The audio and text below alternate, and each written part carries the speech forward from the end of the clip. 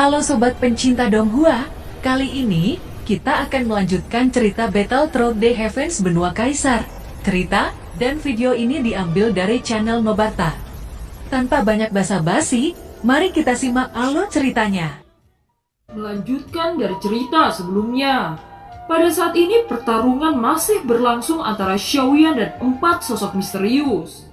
Dua pria misterius itu sangat mengenaskan setelah menerima serangan dari penguasa Suan Api. Banyak tulang yang patah dan mereka ambruk ke tanah dengan tubuh yang hangus. Xiaoyan mengangkat penguasa Suan Api dan melirik dua pria di depannya. Dua orang berpakaian putih saling memandang dan samar-samar merasakan kengerian di dalam hati mereka. Sekarang mereka baru sadar bahwa kekuatan Xiaoyan tidak seperti yang diklaim oleh ketua Kuildan. Bukankah dari informasi yang kita terima bahwa orang ini hanya kaisar bintang 4? Namun mengapa dia sangat kuat? Orang ini tidak bisa dipandang remeh. Kita harus mengerahkan sebuah kekuatan kita, ucap pemimpin kelompok orang misterius itu. Api binatang buas ya, ucap Xiaoyan menyaksikan nyala api biru yang muncul di tubuh pria itu. Dalam menghadapi dua kaisar bintang 5 dengan memiliki api binatang bukan sesuatu sulit bagi Xiaoyan. Xiaoyan menatap kedua pria itu dan berkata, "Aku akan membiarkanmu melihat kekuatan api langit yang sebenarnya," ucap Xiaoyan. Penguasa Suan dengan kobaran api langit 3 warna melayang keluar dengan sangat indah. Api biru pada tubuh dua orang misterius itu menyusut di bawah paksaan dari api langit 3 warna. Api langit 3 warna segera menyusup ke dalam penguasa Suan Api. Kobaran nyala api memadat menjadi cairan yang perlahan-lahan mengalir pada tubuh penguasa Suan. Dekret surgawi 8 tiang pembakaran dingin, teriak Xiaoyan. Batu di sekitar ditutupi dengan lapisan es setelah Xiaoyan mengaktifkannya. Hawa dingin menyebar mengubah udara di sekitarnya menjadi gumpalan asap putih. Perubahan situasi ini benar-benar menumbangkan keberanian kedua orang misterius itu. Kedua pria berbaju putih memiliki tampilan putus asa saat menyadari Xiaoyan memiliki 3 jenis api langit. Bahkan ketiga jenis api langit menjadi satu dan membentuk yin yang. Bagaimana Anda memiliki 3 jenis api langit? Ucap pemimpin kelompok itu dengan sangat tidak percaya. Anda akan mengetahuinya jika Anda berhasil hidup hari ini, ucap Xiaoyan. Segera Xiaoyan melangkah maju mendekati kedua pria itu dengan penguasa Suan Api yang dibungkus nyala es. Kedua orang itu gemetar ketakutan seolah-olah misi yang dia terima adalah kesalahan terbesar. Saya tidak berharap bahwa ada alkemis yang akan menargetkan saya. Hahaha. Sepertinya ini tidak luput dari ulah Kuildan, ucap Xiaoyan dengan ekspresi acuh tak acuh. Kata-kata Xiaoyan seperti petir di hati kedua pria berbaju putih. Dan wajah kedua itu menjadi pucat. Omong kosong apa yang kamu bicarakan? Selain itu bagaimana Anda tahu bahwa kami seorang alkemis? Ucap kedua orang itu yang diduga suruhan Kuildan. Jika Anda bukan alkemis, bagaimana Anda bisa takut pada api langit? Ucap Xiaoyan. Orang-orang suruhan Kuildan itu hampir tidak dapat menyangkalnya. Mereka tidak pernah berpikir bahwa Xiaoyan mampu mengetahui identitas mereka. Karena identitas mereka terbongkar, mereka hanya bisa melepaskan kekuatan jiwa dan menyapu ke dalam pikiran Xiaoyan. Akan tetapi mereka menargetkan orang yang salah jika ingin menggunakan serangan dengan metode jiwa. Xiaoyan mampu lepas dari serangan jiwa mereka dan memantulkannya. Orang suruhan Kuildan itu meludahkan darah saat menerima serangan balasan. Tidak hanya mereka gagal melukai Xiaoyan setelah menggunakan kekuatan jiwa, tetapi justru fisik mereka menjadi jauh lebih lemas dengan wajah memucat. Karena kalian menyerang menggunakan kekuatan jiwa, maka saya akan menunjukkan kekuatan jiwa terkuat. Ucap Xiaoyan tidak ingin menunda lebih lama lagi. Segera setelah itu kekuatan jiwa yang mengerikan melonjak seperti membungkus dunia ini. Kedua pria itu bahkan tidak ada harapan untuk bisa lolos oleh kabut merah yang membungkus dunia ini. Yang bisa mereka lihat hanya ruang yang dipenuhi dengan kabut merah. Itu disertai dengan ombak darah yang menerjang. Kedua pria itu hanya bisa berteriak kesakitan sebelum tubuhnya hancur menjadi debu yang runtuh dari langit. Setelah menggunakan kekuatan jiwa sebesar itu, Xiaoyan sangat kelelahan. Segera dia mengambil sebotol Qinglin dan menelannya. Keberadaannya telah terungkap dan tidak baik tinggal terlalu lama di sini. Segera Xiaoyan bergegas dengan kecepatan penuh. Sekitar 1 jam setelah Xiaoyan meninggalkan tempat ini, beberapa sosok muncul di atas puncak tebing. Meskipun penampilan sosok itu tidak jelas, dapat dilihat secara samar bahwa mereka mengenakan jubah putih yang sama dengan yang sebelumnya. Jejak mayat yang tersisa membuat pemimpin orang yang baru datang mendengus dingin dengan sangat marah. Cepat kejar Xiaoyan. Dia masih belum jauh dari tempat ini, teriak pemimpin berjubah putih itu. Dengan cepat pasukan itu menyebar dan menyusuri hutan. Di sisi lain, Xiaoyan yang merasakan kehadiran mereka, dia segera bersembunyi melalui lapisan daun. Dia tidak menyangka bahwa orang-orang itu datang begitu cepat. Saya ingin melihat kekuatan mana yang ingin membunuh saya, gumam Xiaoyan. Setelah Xiaoyan berhasil mengidentifikasi bahwa mereka adalah seorang alkemis, dia menemukan bahwa mereka masih orang-orang dari Kuildan. Ternyata ada juga kekuatan di benua kaisar yang hanya bisa bermain seperti hantu. Kuildan, saya akan mengingat kebaikan Anda ini, ucap dalam hati Xiaoyan. Xiaoyan menganalisa dengan hati-hati dan menggabungkan berbagai petunjuk untuk menyimpulkan arah. Ketika Xiaoyan tenggelam dalam pikirannya, tiba-tiba dia merasakan bahwa kekuatan jiwa dari mereka sedang mendeteksi area tempat ini. Dia segera menahan nafas, meluruskan tubuhnya ke batang pohon, dan semua fungsi tubuh jatuh ke titik beku pada saat ini. Sebuah pohon mati yang telah didirikan di sini sejak zaman kuno telah menyatu dengan Xiaoyan. Tidak lama setelah itu, kekuatan jiwa menyapu di tempat Xiaoyan berada. Kekuatan jiwa menyapu dengan cepat sebelum tiba-tiba menarik diri. Baru saat itulah Xiaoyan kembali dalam keadaan normalnya. Malam semakin larut dan kabut semakin tebal. Mata Xiaoyan menunjukkan jejak kekhawatiran. Jika itu Kuildan dengan status raksasa, bahkan jika aku ingin membalas dendam, aku rasa masih belum cukup dengan kekuatan Xiaofu Mansion. Selain itu ada iblis jiwa yang lebih mengkhawatirkan. Xiaoyan mulai merasakan tekanan yang belum pernah terjadi sebelumnya. Sepertinya saya harus menganggap ini dengan sangat serius dan sesegera mungkin memperkuat klan Xiao. Jika tidak, semua upaya dan kerja keras klan Xiaoku akan hancur tanpa peringatan, gumam Xiaoyan. Setelah beberapa saat, Xiaoyan melangkah maju dan mengambil jalan memutar.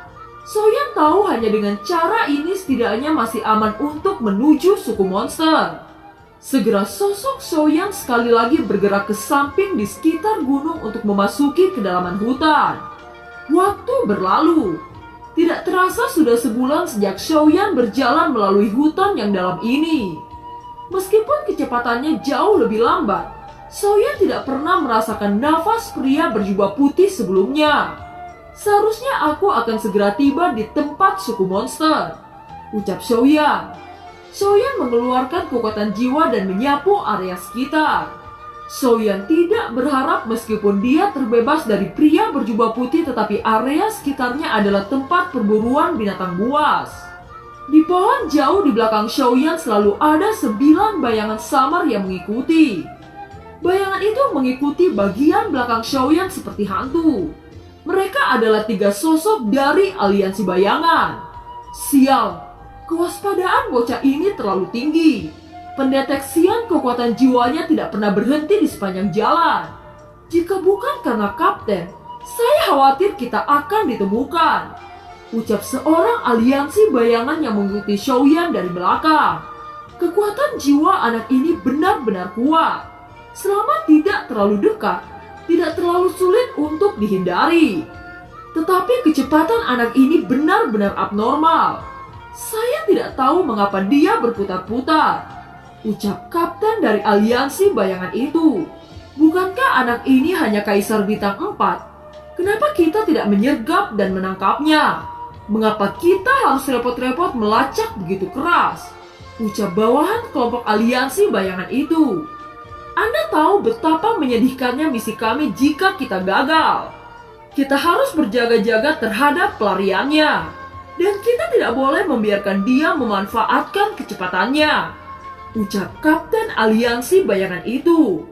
Selama berhari-hari melacak Xiaoyan di hutan, mereka sudah banyak menderita. Pendeteksian jiwa Xiaoyan yang tak berujung membuat mereka hampir tidak bisa tidur di malam hari. Di kedalaman hutan, Xiaoyan menyingkirkan dedaunan dan melihat danau hitam dengan radius beberapa ratus mil. Danau itu berbentuk setengah bulat. Hal yang membuat Xiaoyan terkejut bahwa danau itu berwarna hitam. Dia mengambil beberapa langkah ke depan dengan cepat melewati kabut tipis membungkus Xiaoyan. Suhu tempat ini sangat dingin dan tampak misterius. Gumam Xiaoyan. Tepat ketika pikiran Xiaoyan berubah, riak-riak muncul di air hitam. Bayangan hitam menerobos air dan memicu angin hitam yang sangat bau. Xiaoyan langsung menjauhkan diri dari bayang-bayang gelap itu. Ketika dia membalikkan tangannya, api langit muncul dan api membakar kabut di sekitarnya. Sosok monster dengan bentuk ular sanca terungkap di depan Xiaoyan. Monster itu berdesis dan tubuh ular besar menembak seperti anak panah. Xiaoyan tersenyum pahit dan mau tidak mau harus terlibat dalam pertarungan. Langkah kakinya terus bergerak bersama penguasa suan api yang diayunkan. Riak api mengeluarkan suara gemuruh ketika memblokir ular itu. Pada saat yang sama, 3 bila yang menyilaukan meletus dari balik pohon seperti kilat saat jatuh dari langit. Itu mengunci punggung Xiaoyan. Di sisi lain, ular sanca itu mengacungkan cakar tajam ke arah dada Xiaoyan. Melihat kedua serangan datang bersamaan, Xiaoyan tanpa ragu-ragu mengabaikan serangan di belakangnya.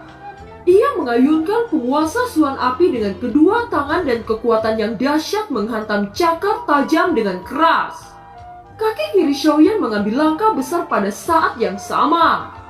Dan tubuh Xiaoyan menghantam ke ular itu. Menghadapi serangan seperti itu, ular sanca benar-benar panik. Dia ingin melarikan diri tetapi dia masih selangkah lebih lambat. Hantaman yang diselimuti nyala api menembus ke dalam tubuhnya yang besar sebelum berubah menjadi daging cincang. Setelah pembunuhan singkat ini, Xiaoyan melemparkan penguasa suan api dan menyambut pedang yang menusuk itu. Suara benturan logam terdengar di seluruh danau. 3 sosok aliansi bayangan muncul di dekat danau tidak jauh dari Xiaoyan. Kedua orang itu berada di bintang 5 awal sementara satunya berada di bintang 5 puncak. Sepertinya mereka berasal dari aliansi bayangan tingkat pembunuhan kuning. Gumam Xiaoyan. Langkah Xiaoyan baru saja jatuh saat 2 serangan menyelinap seperti kilat telah tiba. Itu disertai 2 bila tajam menyusul serangan pertama. Mereka bahkan tidak memberi Xiaoyan kesempatan untuk mengatur nafas.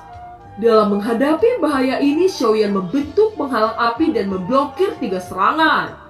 Xiaoyan segera menciptakan lautan api yang dibentuk oleh api langit. Bahkan kabut dari danau tersebar karena dampak dari api langit ini. Namun orang misterius ini terlihat sangat tenang dalam menghadapi kekuatan Xiaoyan. Bila tajam yang ditembakkan berhasil menembus lautan api langit yang diciptakan Xiaoyan. Melihat kejadian itu, Xiaoyan sangat terkejut dan dengan refleks menghindari pisau tajam. Pada saat yang sama, Xiaoyan mendorong kaki kanannya dan tubuhnya berkedip beberapa meter jauhnya. Karena Xiaoyan tidak bisa menghadapi ketiganya dalam pertarungan ini, dia muncul merobek ruang di belakang sosok aliansi bayangan yang paling lemah. Penguasa suan api yang sudah mengandung riak api langit menghantam leher sosok aliansi bayangan itu. Dalam sekejap, Xiaoyan mengepakkan sayap tulangnya dan melesat keluar ke arah hutan. Xiaoyan tahu bahwa dia akan mati jika terjerat lebih lama lagi dalam pertarungan ini. Mata kedua pria aliansi bayangan itu sangat merah, dan amarah yang menyebabkan kematian bawahannya tidak bisa ditahan lagi. Dia melepaskan semua kekuatan bintang 5 puncak hingga batasnya dan sosoknya muncul di depan Xiaoyan. Pada saat yang sama, bilah tajam itu diayunkan ke leher Xiaoyan. Pada saat Xiaoyan mundur, pria aliansi bayangan hitam menyelinap di belakang Xiaoyan. Mereka berdua bergabung bersama untuk mengikat Xiaoyan ke dalam bahaya. Menghadapi kritis ini, semangat juang bintang 4 akhir meledak dengan kekuatan penuh. Tangan api langit segera memutar dan memblokir yang terlemah dari aliansi bayangan itu. Setelah bentrok secara langsung, tubuh Xiaoyan sedikit bergetar dan menyeka noda darah di sudut mulutnya. Sungguh orang yang hebat, ucap Kapten Aliansi Bayangan sedikit terkejut ketika melihat bahwa Kaisar Bintang 4 akhir bisa bertahan melawan Kaisar Bintang 5. Sudah cukup untuk bermain-main. Saya tidak ingin menunda terlalu lama lagi, ucap Kapten Aliansi Bayangan mengangkat tangannya dan gas pembunuh keluar bercampur dengan roh darah. Kabut di sekitarnya hampir membeku. Segera gas pembunuh yang bercampur dengan roh darah membentuk sosok seperti hantu menargetkan Xiaoyan. Karena kalian sangat ingin untuk bertarung denganku, saya Xiaoyan bukan orang yang bisa dibunuh hanya karena kalian menginginkannya, ucap Xiaoyan menengus dingin dan tampak sangat marah. Api langit dan penguasa Suan Api dengan cepat tumpang tindih menghancurkan sesosok seperti hantu dengan kekuatan yang tak tertandingi. Aliran udara yang digulung oleh penguasa Suan dan api langit merobek kekosongan dan menyebabkan aliran ruang bergejolak. Kekuatan keterampilan bertarung tingkat tinggi terungkap pada saat ini. Pria misterius menghindari pukulan fatal Xiaoyan. Setelah itu, pisau tajam mengitari penguasa Suan Api dan mengambil dari bawah. Ujung pisau menunjuk langsung ke hati Xiaoyan. Pada saat yang sama, bayangan darah ilusi mengembun di ujung pisau. Xiaoyan tidak berani meragukan kekuatan serangan bayangan darah ilusi ini. Api langit memasuki penguasa Suan Api itu membawa angin panas yang langsung menuju bayangan darah ilusi. Kekuatan brutal menebas bila ilusi dan bila itu segera dipotong menjadi beberapa bagian. Begitu juga bayangan darah meledak berkeping-keping. Setelah itu Xiaoyan mengeluarkan kekuatan jiwa hingga batasnya menyapu pria aliansi bayangan. Tidak menunda kesempatan, sosok Xiaoyan masuk ke dalam alam jiwa menebas penguasa Suan ke tubuh pria misterius itu. Seluruh tubuhnya menjadi tumpukan daging hanya dalam sepertian detik. Kamu, Kapten Aliansi Bayangan itu tidak bisa lagi menahan amarahnya saat kehilangan 2 jenderal di depan matanya. Kapten Aliansi itu berteriak marah saat mengeluarkan 2 bayangan darah dari tubuhnya. Itu hampir seperti cloning yang membentuk ilusi saat melesat ke arah Xiaoyan. Apa yang membuat Xiaoyan khawatir bahwa pria itu lebih kuat darinya? Jika bayangan darah mengenai tubuhnya, dia yakin bahwa dia akan meledak oleh serangan ini. Dan film pun berakhir. Terima kasih telah menyimak dari awal sampai akhir ya. Sampai jumpa.